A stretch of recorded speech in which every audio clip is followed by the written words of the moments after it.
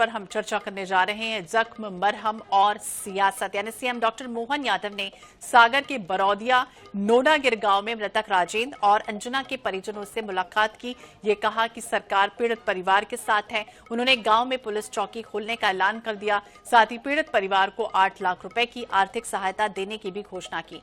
दरअसल साल 2023 के अगस्त महीने में नितिन अहिरवार की कुछ लोगों ने पीट कर हत्या कर दी। कुछ महीने बाद इस पूरे मामले में गवाह राजेंद्र अहिरवार पर राजीनामा का दबाव बनाया गया और उसकी भी हत्या कर दी गई। राजेंद्र का शव अस्पताल से घर लाते वक्त वाहन से उसकी भतीजी अंजना अहिरवार कूद गई, जिससे उसकी जान चली गई।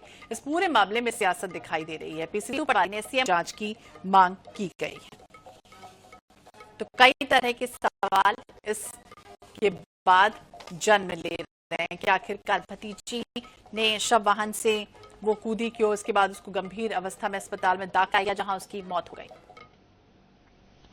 करतार यादव ज्यादा जानकारी के लिए हमारे सहयोगी हमारे साथ जुड़ गए हैं। करतार, क्या जानकारी, क्योंकि जिस तरह से तस्वीरें सामने आई, सीएम वहां पहुंचे, पीड़ित परिवार से मुलाकात करते हुए नजर आए हैं और पीड़ित परिवार ने यह भी मांग की कि वहां पर थाना नहीं है, क्योंकि कई बार कोई अप्रिय घटना होती है तो त्वरित कार्रवाई नहीं हो पाती। इस तरह की मांग की गई है, लेकिन ये पूरे माजरे को हम समझे तो अब सियासत इसमें क्यों हो रही? जी, बताना चाहूंगा, घटना 2023 की है, जब अगस्त माह था। अगस्त लगभग 23 अगस्त की बात है, जब अंजना नाम की लड़की ने रिपोर्ट दर्ज करवाई थी कि उनके साथ छेड़खानी होती है। गांव के दबंग लोग छेड़खानी करते हैं। इस घटना को लेकर जब आपस में जब रिपोर्ट दर्ज करवाने के बाद पीड़ित परिवार अपने घर पहुंचा तो कुछ दबंग लोगों ने उनके साथ घटना कर दी और मारपीट कर दी। और जो पीड़ित परिवार है, उनके भाई लोगों के ऊपर भी कई मुकदमे पहले से ही थाने में दर्ज थे। तो आपस में जब दबंगों की और उनके बीच रंजिश हुई और लड़ाई हुई, तो उनका एक भाई की वहां पर घटनास्थल पर लोगों ने पीट कर हत्या कर दी और उनके मां के साथ भी वहां पर बदसलूकी की गई और वहां पर कहा जाए तो नग्न अवस्था करके उनकी मां को भी पिटाई की। उसके बाद लंबा समय निकल गया। फिर अभी कुछ दिन पहले जब पीड़ित परिवार के साथ कुछ गांव के दबंग लोग थे, कुछ सांप्रदायिक वाले व्यक्ति, उन्होंने भी उनके ऊपर दबाव बनाया कि आप राजीनामा करिए। इसकी रिपोर्ट थाने में भी पीड़ित परिवार ने करवाई। फिर इसके बाद पीड़ित परिवार जब घर अपने पहुंचा तो आपस में वहां पर उनके बीच में कहासुनी हुई। उसी कहासुनी के बीच इनके बीच लंबी गालियां गलौज भी हुई। फिर आपस में इनके बीच लड़ाई हुई और जिसमें आनंद करके उनके चाचा, लड़की जो मृतक अंजना थी, उनके चाचा की वहां पर मौत हो जाती है। अगले दिन जब वो सागर पहुंचे, उनकी पोस्टमार्टम होता है। उसके जैसे ही पोस्टमार्टम होता है तो पीड़ित परिवार ने वहां पर सागर में पोस्टमार्टम करवाया। जब पोस्टमार्टम हुआ तो वो पीड़ित परिवार अपने अंजना नाम की लड़की अपने चाचा को लेकर बरौदिया गांव आ रही थी, खुरई के, जो खुरई विधानसभा में आता है।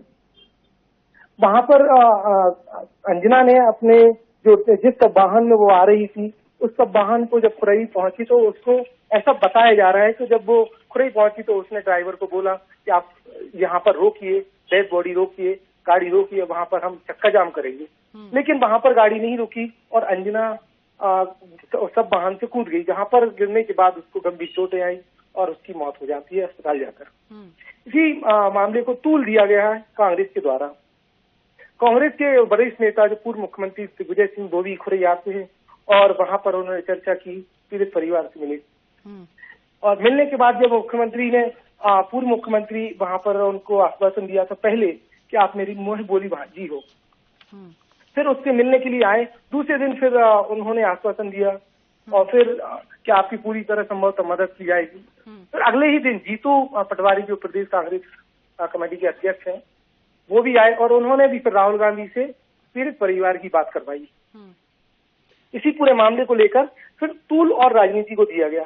फिर ये सारी सियासत होने लगी। प्रियंका गांधी ने भी ट्वीट किया, कमलनाथ मुख्यमंत्री जो पूर्व मुख्यमंत्री, उन्होंने भी अपने ट्विटर हैंडल से ट्वीट किया और दलितों पर अत्याचार की बात उठाई। इसी के साथ फिर जब राजनीति ने मोड़ लिया, फिर आती है बात बीजेपी की। तो बीजेपी के सियासत और गरमाई तो फिर बीजेपी के जो मुख्यमंत्री हमारे कहें तो मोहन यादव, उन्होंने कल ट्वीट करके अपना आश्वासन दिया कि मैं पीड़ित परिवार के साथ उनकी अपनी सांत्वना व्यक्त करूंगा। और आज सुबह वो पीड़ित परिवार के साथ आए और चर्चा की, जिसमें जिस तरह से इस बात को देखें तो चाहे वो प्रियंका गांधी हो और जीतू पटवारी हो, लगातार ये कह रहे हैं कि देश को शर्मसार करने वाला ये मामला हो गया, लेकिन अब सीएम ये कह रहे हैं कि इसमें राजनीति ना की जाए और हम जल्द से जल्द जो मांग की जा रही है पीड़ित परिवार की कि पुलिस चौकी खुलवाई जाए, वो खुलवाने की भी बात हो रही है। लेकिन दूसरी तरफ ये समझना चाहेंगे कि जब शव वाहन जा रहा था और भतीजी क्यों रोकना चाह रही थी, उस शव वाहन में कौन कौन सवार था, क्या जानकारी मिल रही है कि ऐसा उसके साथ क्या हुआ, वो क्यों चक्का जाम करना चाहती थी और अचानक उसने शव वाहन से छलांग क्यों लगाई? बिल्कुल आप बात सही कर रहे हैं। वो ऐसे कौन से लोग थे जो राजनीति को तूल दे रहे थे, उसको ऐसे कौन से व्यक्ति थे जिन्होंने उसको आश्वासन दिया था?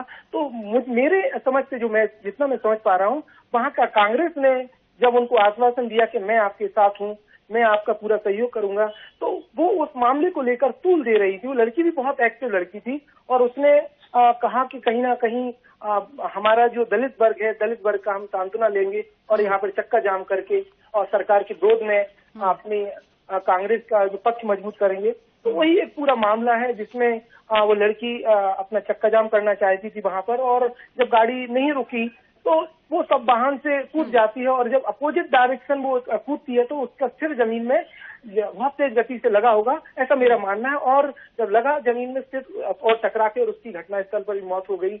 और उसके बाद फिर जब आनंद फानंद में बॉडी को वहां पे लाया गया हॉस्पिटल और फिर उसको पोस्टमार्टम के लिए सागर भेज दिया, तो कहीं ना कहीं ये संदिग्ध अवस्था में इसकी मौत हुई।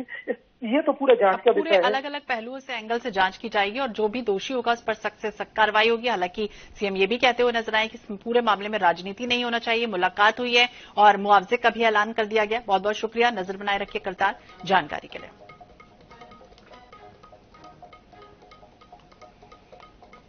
घटी है और राज्य की सरकार पीड़ित परिवारों के साथ है। मैंने कहा कि यहाँ माननीय विधायक जी ने भी कहा, बाकी लोगों ने कहा कि यहाँ बार बार घटना हो रही है तो पुलिस की चौकी का इंतजाम कर दें। तो हम निश्चित रूप से इस गांव में पुलिस चौकी का इंतजाम करेंगे और पुलिस प्रबंधन ऐसा करेंगे कि दोबारा ऐसी घटना न हो।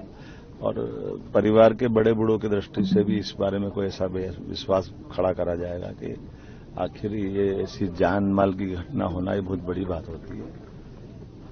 मैं दुख की इस घड़ी में शोकाकुल परिवार के साथ भी हूं और उम्मीद करता हूं कि इस कठिन दौर से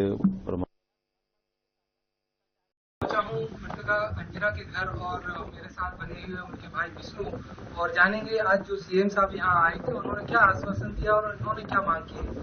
और विष्णु जी क्या मांग की आपसे? 2019 का बच्चे के साथ छेड़खानी करके उसकी भी एफआईआर मारपीट की जाए, उसी राजीनामा को लेकर 2023 में पूरा मामला क्या है? पूरी तरह से मामला बताइए, पूरा मामला क्या है?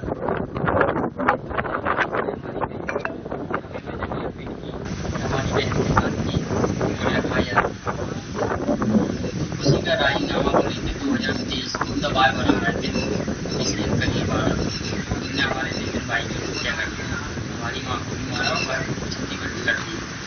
और इसी को लेकर राजीनामा का बहुत दबाव बना रहे थे। अंकित सिंह ये जान से मानने की धमकी दे रहे थे राजीनामा का तो हमारी बहन बहुत परेशान रहती थी। उनने अपना पक्ष रखा। अभी जो सीएम साहब आए थे उन्होंने क्या आश्वासन दिया और आपने क्या मांग?